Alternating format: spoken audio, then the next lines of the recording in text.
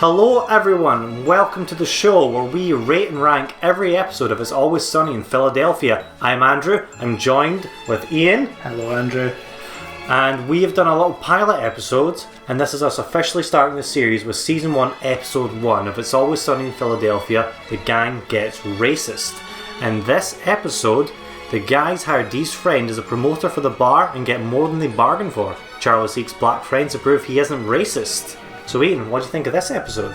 So this episode for me was a bit slow on the takeoff. Yeah. If this had been the first time I saw Always Sunny in Philadelphia, I'm not 100% sure I would go back to it.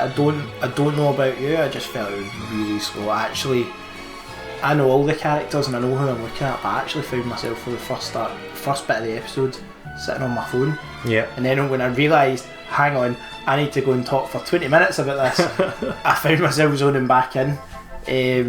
As the episode went on, it started to get funnier, and I started to see bits and pieces come out, but I almost felt like, I don't know about you, I almost felt like the characters weren't the characters I know and love.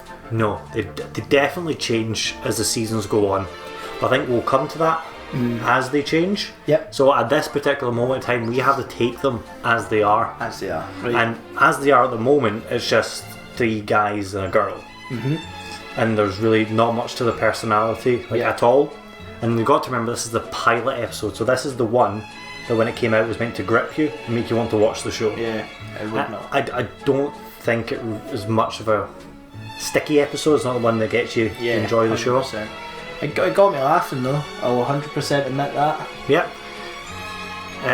There was a lot of funny moments, but there was a lot of dead time in between, I would say. Yeah, it was really killing it at points where there was just nothing happening, they were waffling. Yeah. So let's take it from like the first scene. They're in the bar, and obviously the bar is a huge part of this show. It's where most of it's set. It's like Friends' apartment, this is where they're going to spend all their time, right? And you walk in and you start to meet the characters.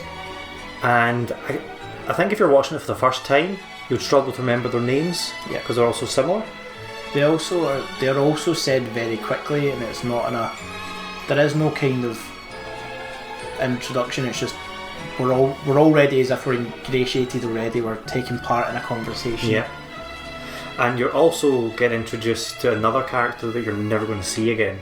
And he plays quite a big part in this episode.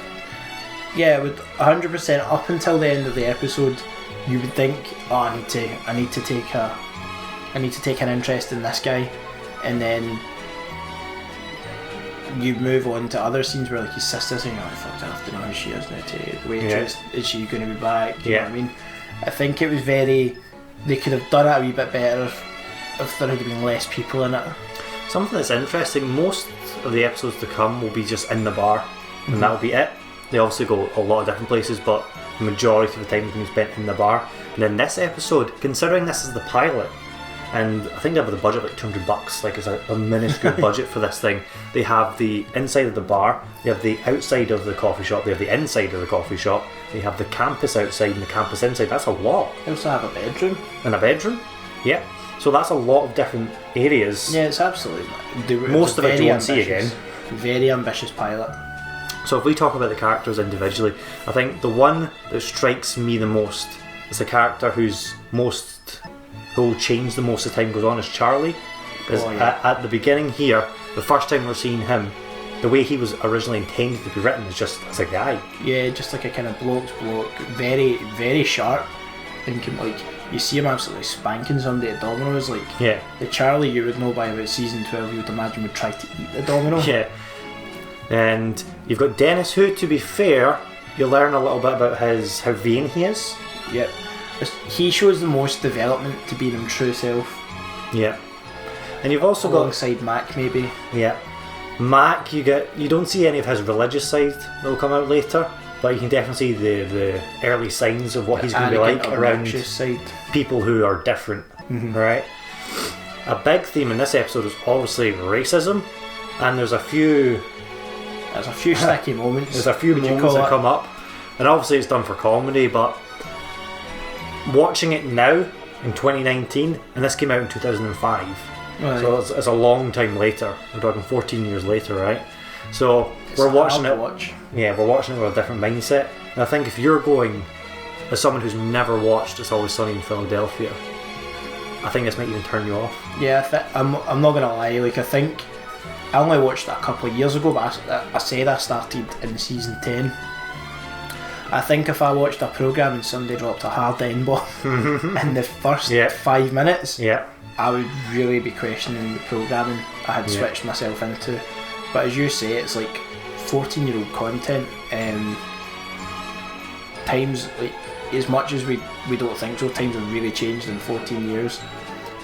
So I guess it is, it's still kind of funny, but it's that painfully awkward funny. You're sitting there, you're like, oh, I don't know. I don't know if I can laugh at that. You're looking at each other like, can we laugh? Yeah, it's definitely got a lot of moments like The Office, like the UK and the US. There's a lot of cringy moments that I don't think the later seasons have so much, but there's a lot of that kind of comedy.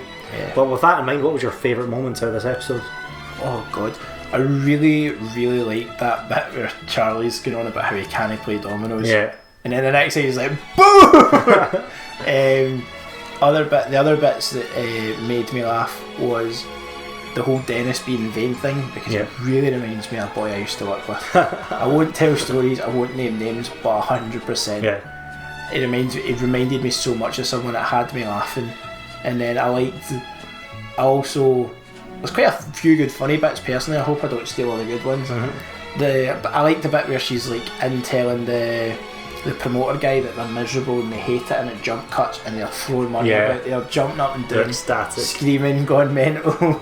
It just shows like it's a good start at the look at how Dee's out of the loop maybe. Yeah. And then you've got the restaurant where she's like trying to get a vote on whether they stay a gay pub or no. She really doesn't want it to happen. And Jared's like, no, it's just the owners. Yeah, that's good. That also shows Charlie being smarter than he would be later on. Though with Charlie, one of my favourite moments is when he's got his date and he's like, what do you want to drink? He's like, oh, I don't like coffee. He's like, okay, I'll order. And he just leaves her alone, leaves her by herself and goes up to talk to the waitress. And I think the waitress stays much the same. Yeah. She does change in the late seasons, but she's like that constantly. And Charlie's obviously like in love with her, and again that's something that's going to stay for the rest of the show. Yep. So it's nice to see that they planned that out early on. Absolutely. Yeah, it would have been weird. Like, I don't know how I would have felt about it if it's funny in the way it is, but if, like, say for the fact that Charlie had been an ex, like we meet it in their date and then the next episode or no, he's chasing his ex, it would be awkward, it would be creepy. I think just the whole kind of idea he fancies her and he'll just take no for an answer. It's just kind of funny and it's more lovable. And as Charlie goes on to become Charlie, it's funny, but I think it kind of came off a bit odd. Like, see that whole conversation about like how many times they have to say no, or you just need to say no every time I ask you. Yeah. Like, you wouldn't get away with that. Yeah. It's just the way he says it, it's like, you only have to tell me once. He's like, I have told you once. Once per time that we talk.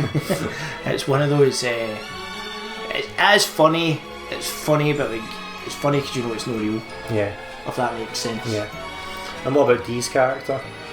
Because do we ever learn that Dee and Dennis are brother and sister in that episode? Yeah, she mentions it at the start where it's when Dennis is sitting in the bar. Can I just touch on something that I found really mental to see? Yeah. I know it's old content, but see watching somebody sitting smoking a cigarette. Yeah, I thought that too. Like at a bar, it was just a really, like, obviously we've got a smoking ban here, I think America's the same, but seeing somebody smoking in a pub, seeing somebody smoking on television is really unsettling because you don't see it very often. Yeah. So it was quite a weird thing to watch. It's also something that doesn't stay. Dennis doesn't smoke. Yeah. That's true. Like, I can't remember when he must stop at some point, but I definitely, if you were to ask me, does Dennis smoke, I would have said no. It's probably once the production kicks in properly, and there will be an informed decision that smoking's no great, let's not do it, kind of thing. But to go back to what you asked me, there's a bit at the start where Dee's setting up on a table, she's putting the ashtrays out, and she's trying to tell Dennis about a dream she had. And she comes across as quite kind of dreary and boring at first, and Dennis says he doesn't want to hear about her dream, and she's like, I would listen to your dream, I'm your sister. So we find out there's a plug straight at the start that they're brother and sister, but you kind of see that more classic Dee side as it goes on. Yeah. She starts to like come up with her wily side about how just get Dennis drunk and we'll come up with a plan. Yeah. And she won't tell anybody what it is, and it's really clever in the way that she breaks them all up, kind of thing. So I think Dee, you learn a lot about Dee from the start, but she's not immediately likeable. No, she's talking about likeable, because as we know, they're not particularly likeable characters. They're not meant to be. Yeah. They're all quite horrible. 100%. Yeah. But I think this early episode, you kind of see they're all kind of normal. Yeah. Which will change at some point, but their intention with the show is obviously most going to come out through the pilot, because that's where they had all their. If they drop, that's where they started. If they dropped every single character the way they are in season 13 and episode 1, they would get cancelled. Yeah, you need to grow to that level. But it's an okay pilot. I think so. Like comedy wise. Yeah, it's got its really funny moments, but I think it could have been done with being slightly shorter. I know they've obviously got their formula, because they still seem to stick to it of 22 minutes. Yeah. But I think it was like just not enough. It was overstaying its welcome a wee bit. There was like a lot of, as you say, dead air. Yeah, I definitely felt there was a lot of time in between the jokes, like your laughs per minute. So let's say you're in the situation, you run the bar, you get this promoter in. Yep. You know barely anything about him, okay? And he says to you, I can get you 100 people in this bar tomorrow night. Good deal, yeah? Oh, take it. You come outside, because you are a barman yourself. Take it in a heartbeat, man. You walk outside, he pulls you out and says, have a look at this queue, it's going around the block. Oh, mate. And then you find out it's a gay bar now. Oh, yeah. Do you care? No, not really, man. Money's money? Money in the till. I'm a monster when it comes to get money in the till. I don't care. I think most businessmen would be like that too. Businessmen and businesswomen. Now, what about being behind the bar and suddenly you're getting more tips? Again, I love money, mate. Yeah. Money's money. Okay, now here's the final question. What would you do what Dennis does, where you start wearing a tank top and flexing and twirling? No. I don't have that like kind of confidence about me. I couldn't do it trying to woo someone that I actually wanted to have sex with, let alone fucking trying to make money by doing it. Do you know what I mean? I don't personally think I could do it. Yeah. Now let's talk about. Now I think this might be my favourite moment, which is the end of the episode where Dennis wakes up the next morning. This is like the joke that the whole episode's moving towards. A punchline.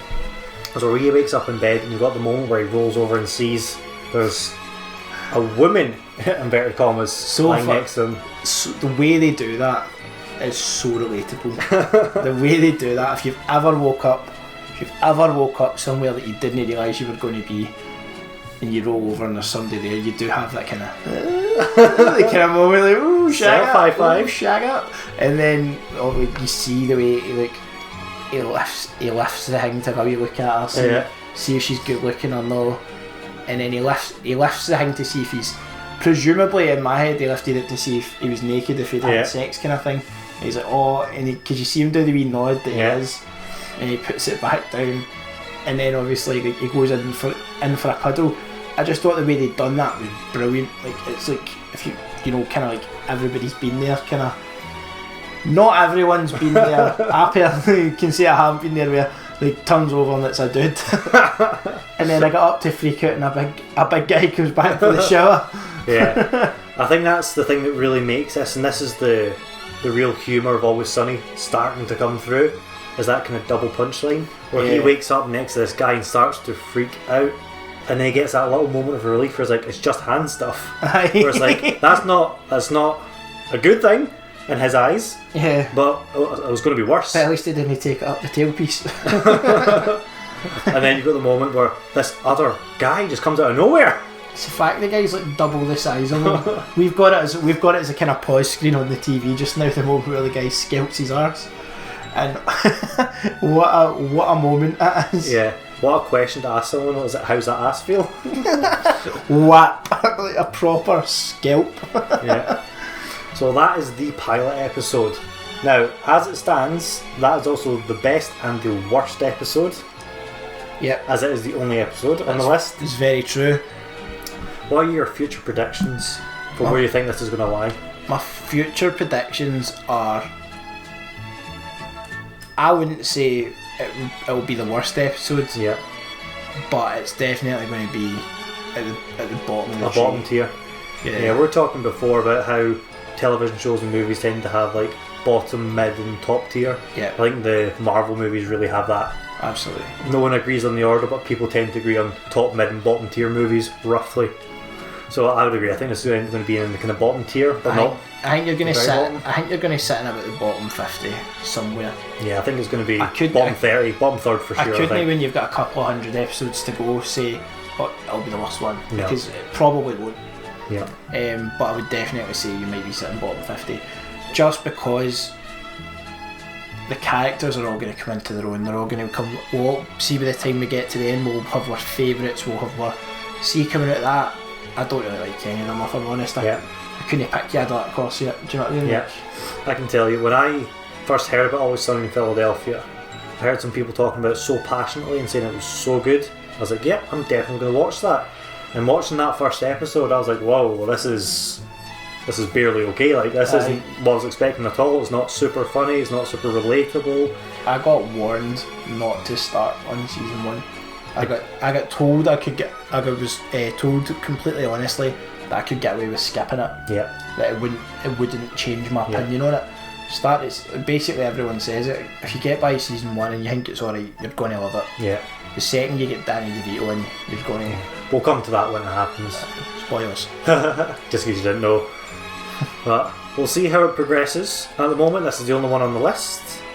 We'll see the next episode whether it's going to go above or below. Ooh. We'll see everyone in the next episode. Cheerio!